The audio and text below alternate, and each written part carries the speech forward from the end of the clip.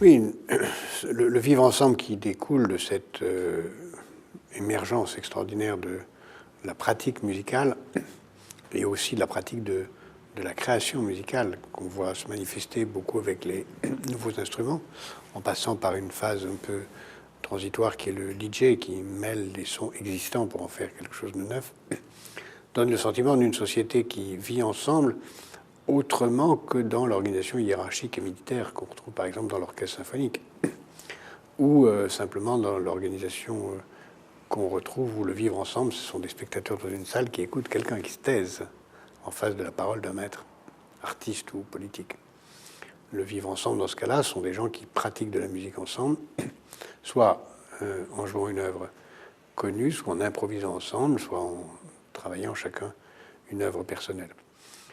Alors, ça peut renvoyer une société de cauchemar, parce que ça peut renvoyer une société où chacun est autiste, vit dans son coin, fait la musique pour lui-même, avec des écouteurs sur la tête, et n'a comme seul spectateur que lui-même, une sorte de juxtaposition de jouissance narcissique et masturbatoire qui est assez en œuvre dans nos sociétés, dans beaucoup de ces dimensions. Nous sommes dans des sociétés de plus en plus égoïstes, de plus en plus tournées vers soi-même, tout de suite, moi tout seul. Ça peut être aussi une autre dimension caricaturale et catastrophiste, qui est que tout le monde joue ensemble, en effet, mais chacun sa partition, sans s'intéresser aux autres, et ça donne une cacophonie extrême, où le ensemble n'est qu'un désordre terrible. C'est aussi ce qu'on voit dans des sociétés comme des sociétés sans droit, sans règles communes, sans code commun.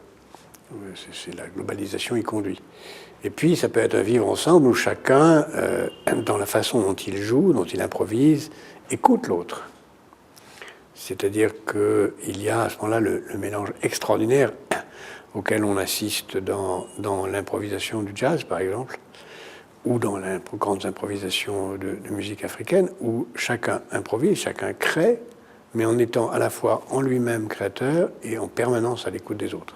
C'est-à-dire à la fois autiste et en situation d'empathie. Ça, c'est très, très difficile.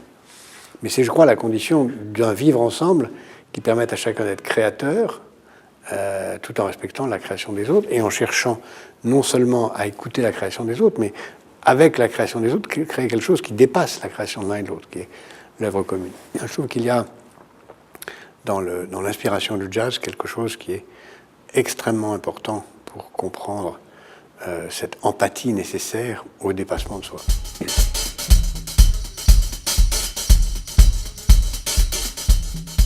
Nous sommes dans un monde incertain. Je dirais que le premier modèle, celui de la juxtaposition des narcissismes, est certainement le plus vraisemblable, même si je reste suffisamment utopique pour croire que le troisième peut l'emporter.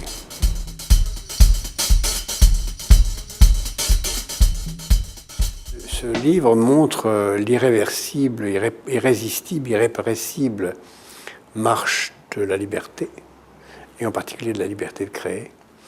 Mais il ne garantit pas que la liberté de créer ne soit pas la liberté de s'opposer à la création des autres, à la cacophonie. Et je pense que le chemin qui peut mener à une création collective par la liberté absolue de chacun est très difficile.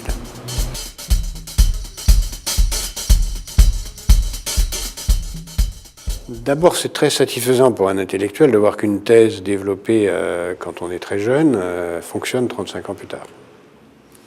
C'est-à-dire que cette thèse selon laquelle la musique est annonciatrice des changements parce qu'elle explore les possibles plus vite que les autres, parce qu'elle met en ordre des bruits et donc signifie le politique, parce qu'elle fait exploser les codes avant les autres.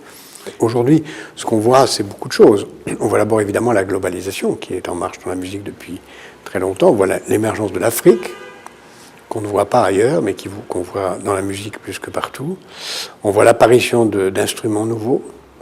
On voit le mélange de la musique avec les autres arts. On voit l'importance croissante du temps vécu par rapport au temps cristallisé dans l'objet.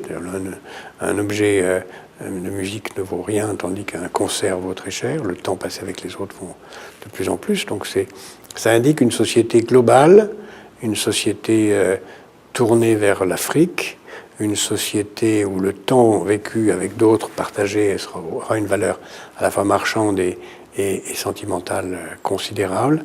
Une société de la gratuité aussi, qui échappera assez largement aux lois de la contrainte matérielle, et une société qui devrait être capable de donner à chacun les moyens de trouver ce en quoi il est un artiste.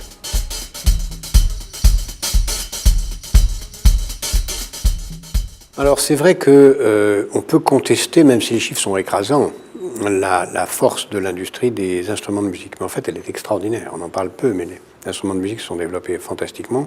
Les nouvelles technologies permettent de faire des instruments complètement différents, d'écouter de la musique différemment.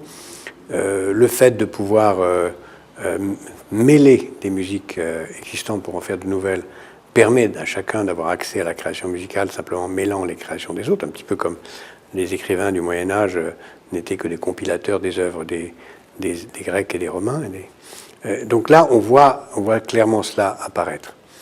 Il est clair que la musique renvoie profondément à la gratuité et ne peut pas être enfermée dans des objets marchands. Donc je pense que progressivement, elle va être l'annonciateur, elle est déjà l'annonciateur d'une société de cette gratuité. Donc la radio a été un modèle avant tout le monde, parce que ce qui s'est passé dans la radio vers 1915-1920, c'est exactement ce qui se passe aujourd'hui dans Internet, c'est-à-dire la peur des musiciens de voir leur œuvre distribuée gratuitement et plus personne aller à leur concert. Maintenant, on sait que ce n'est pas ce qui a eu lieu, et Internet, de ce point de vue, n'apporte rien de nouveau. Nous sommes dans l'univers de technologies qui créent la gratuité. Je dis aussi, et c'est fascinant, et ça ouvre des pistes très différentes et très complémentaires, qu'il y a un lien très profond entre la musique et l'économie. C'est que la musique et la finance sont les deux domaines absolus du virtuel. L'un et l'autre renvoient à la domestication de la violence. L'un et l'autre renvoient à l'exploration des possibles. L'un et l'autre renvoient au dépassement de soi, mais chacun évidemment différemment. La musique a un impact sur le monde réel beaucoup plus grand que la finance dans le long terme. On se souvient de Mozart, qui se souvient des grands banquiers.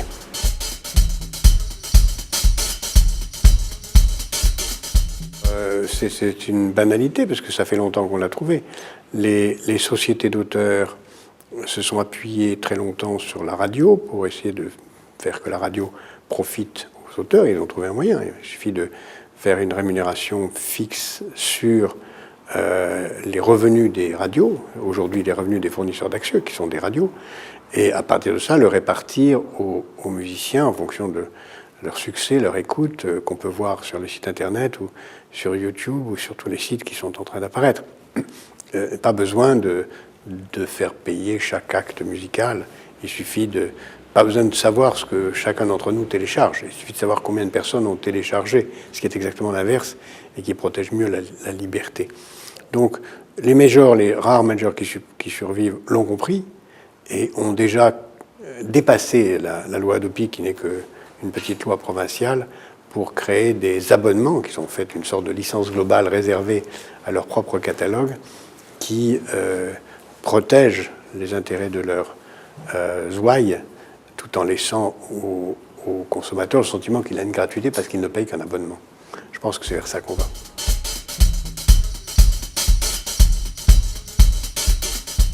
Oui, parce que c'est ça qui m'a attiré vers la Semaine du son, c'est que le bruit et le son et la musique forment un tout, un continuum.